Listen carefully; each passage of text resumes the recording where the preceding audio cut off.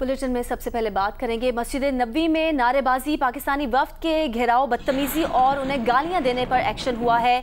इमरान खान समेत अहम रहनुमाओं पर मुकदमा दर्ज होने के बाद गिरफ्तारियां शुरू हो चुकी हैं। सऊदी अरब से वापसी पर शेख रशीद के भांजे और PTI MNA Sheikh Rashid Shafiq Islamabad airport से गिरफ्तार कर लिए गए हैं। FIA के सेल उन्हें शिफ्ट कर दिया गया है। राशिद शफीक वाक़े के बाद मदीना ही में मौजूद थे। वीडियो पोस्ट करके उन्होंने नारेबाजी करने वालों को सराहते हुए उसे इमरान खान की फतह करार दिया और कहा था कि इंपोर्टेड हुकूमत के लोगों को अपनी असलियत पता लग गई होगी। जिस तरीके से ये जो इम्पोर्टेड हुकूमत के लोग यहाँ पर आए थे और पाकिस्तानी अवाम ने जिस तरीके से उनको भागने पर यहाँ पर मजबूर किया और पूरे मदीने के अंदर चोर चोर इम्पोर्टेड हुकूमत के नारे लगे, जिससे इनको अपनी असलियत पता लगी होगी कि अल्लाह और उसके रसूल के घर में भी लोग इनको नापसंद करते हैं। ये इमरान खान की फतह है। अब इशा और तरावियों का वक्त है। कोई चोर डाकू ना नमाज पढ़ने आया, ना तरावियां पे आया, ना रोजा रसूल पर सलाम पेश करने आया। और जो लोग भी यहाँ पर मौजूद हैं वो भी छुप छुपा के अपने होटलों में बैठे हुए हैं। लोग इनको लाइक नहीं करते। लोगों का एक ही मुतालबा है कि इमरान खान को दोबारा 2 सीरियस से आना चाहिए।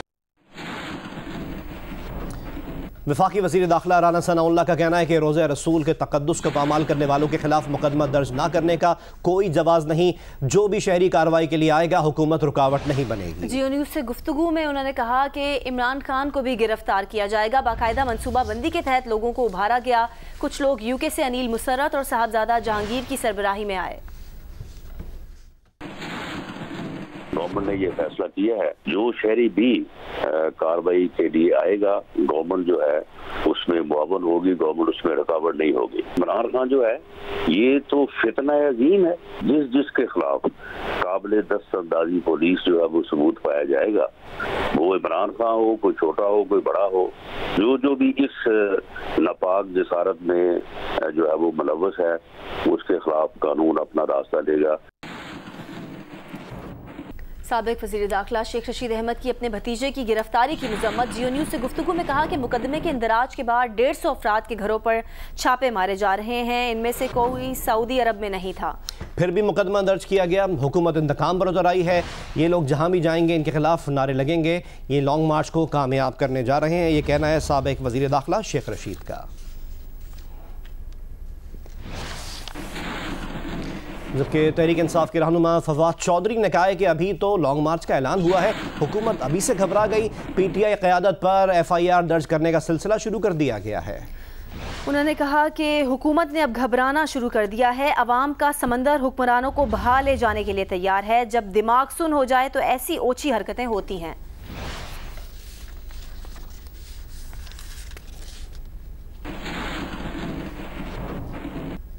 और अब कुछ बात करेंगे मौसम की। पाकिस्तान में मार्च के बाद अप्रैल का महीना भी शदीद गर्म रहा। महकमा मौसमियात के मुताबिक अंदरूनी सिंध में गर्मी की शदीद लहर 2 मई तक बरकरार रहने का इम्कान है, जबकि सिंध के कुछ अजला में पारा 48 और कहीं पर 44 डिग्री सेंटीग्रेड को छू सकता है। कराची में गर्दालूद हवाएं चलेंगी, जबकि कल गर्दो गुबार का तूफान का भी खदशा है।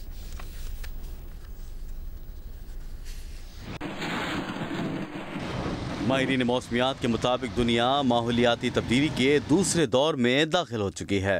मुस्तकबिल में गर्मी की लहरें तवातुर और मज़ीद शिद्दत के साथ आ सकती हैं और इससे माहौलियाती निज़ाम और ज़राअत मुतासर होंगे। पाकिस्तान में जारी गर्मी की शदीद लहर रोज़ बरोज़ रिकॉर्ड कायम करती जा रही है।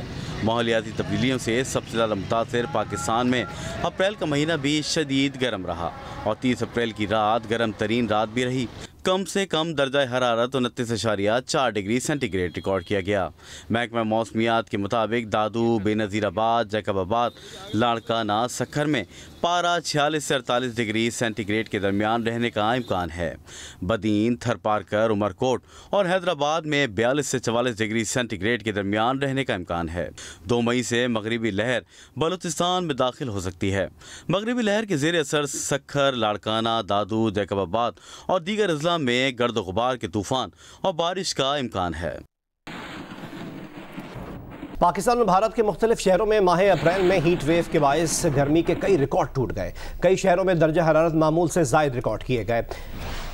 जारी मौसमी सूरत हाल के बायस आग लगने से के जो वाक़यात है उसमें भी इजाफे का खदशा है। फसलों को खतरा है और ग्लेशियर्स पिघलने से सैलाब का भी खतरा बढ़ गया है। अमरीकी मीडिया की रिपोर्ट के मुताबिक हीट वेव के बायस मुसलसल दूसरे माह भारत और पाकिस्तान में गैर मामूली तौर पर दर्जा हरारत में इजाफा देखने में आया है। भारत के कई शहरों में माह अप्रैल में शदीद गर्मी के नए रिकॉर्ड बने हैं। दिल्ली में 72 सालों में दूसरी मरतबा अप्रैल में सबसे ज्यादा दर्जा हरारत का रिकॉर्ड बना। कराची समेत पाकिस्तान के मुख्तलिफ शहरों में भी अप्रैल में मामूल से ज्यादा दर्जा हरारत रिकॉर्ड किया गया।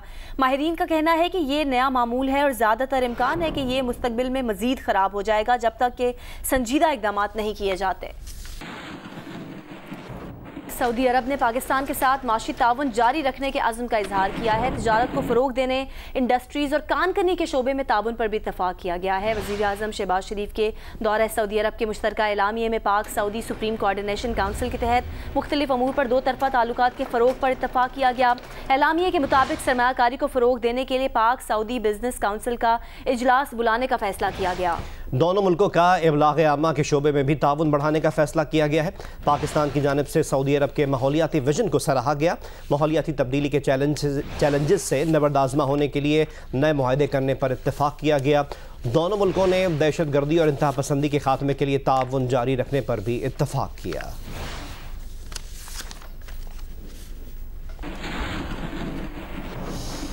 पाकिस्तान सऊदी अरब से तकरीबन $8 अरब का पैकेज हासिल करने में कामयाब हो गया है।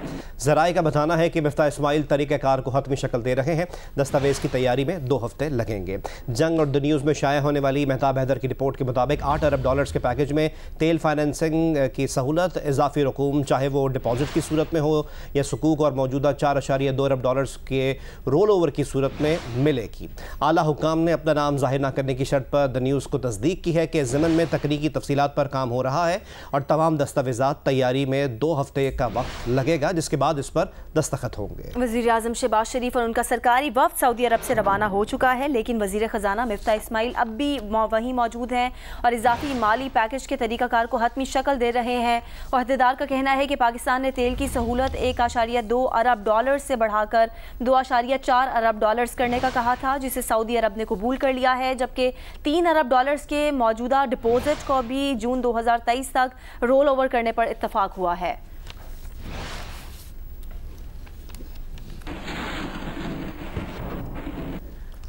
हुकूमत ने ईद के 3 रोज बिजली की लोड शेडिंग ना करने का फैसला किया है। ज़राए का बताना है कि पावर डिवीजन ने डिस्ट्रीब्यूशन कंपनी से बिजली की तलब और रसद की तफसीलात मांग ली हैं। पावर डिवीजन की तमाम पावर जनरेशन कंपनियों को मतलूबा तेल और गैस फराहम करने की हिदायत की गई है।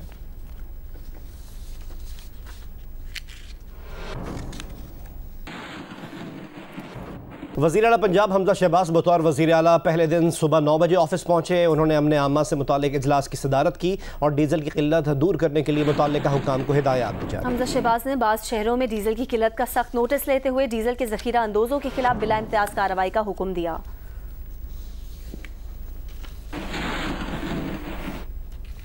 दुनिया के कई ममालिक में बाप बेटा सरबराह मुमलिकत रहे हैं। कई ममालिक में 2 भाइयों ने मुल्क की क़यादत की है। किसी जगह बाप बेटा और पोता वज़ीर आज़म के ओहदे तक पहुंचे तो कहीं कई सरबराहान की बेटियों ने मुल्क की क़यादत की। अमरीकी तारीख में ऐसा 2 बार हुआ जब वालिद जॉन एडम्स 1797 से 1801 तक अमरीकी सदर रहे और उनका बेटा जॉन किन्सी एडम्स इस ओहदे पर 1825 से 1829 तक फाइज रहे। दूसरी बार ये इम्तियाज बुश खानदान के हिस्से में आया। George H.W. बुश 1989 से 1993 तक सदर रहे और उनका बेटा जॉर्ज W. बुश 2001 से 2009 तक सदर रहा। मशरकी और जनूबी एशिया में सरबराहान मुमलिकत की बेटियां भी हुकूमती सरबराह बनी, जिनमें जनूबी कोरिया की सदर पार्क गुनहे, फिलिपाइन की साबिक सदर कोरेज़ोन अकीनो, साबिक भारतीय वजीर आजम इंदिरा गांधी हैं। पाकिस्तान में बेनजीर भुट्टो वजीर आजम बनी। उनके वालिद जुल्फ़िकार अली भुट्टो भी वजीर आजम थे। उनके शौहर आसिफ अली जरदारी भी सदर बने। बांग्लादेश में शेख मुजीबुर रहमान सदर और वजीर आजम थे। उनकी बेटी शेख हसीना वाजिद भी वजीर आजम है। जियाउर रहमान सदर रहे और उनकी अहलिया खालदा जिया वजीर आजम रही। भूटान के वजीर आला सोनम डोरजी के दोनों बेटे वजीर आजम बने। ईरान में सुसर और दामाद मोहम्मद मजदीक और अहमद मतीन वजीर आजम के ओहदे पर फाइज रहे।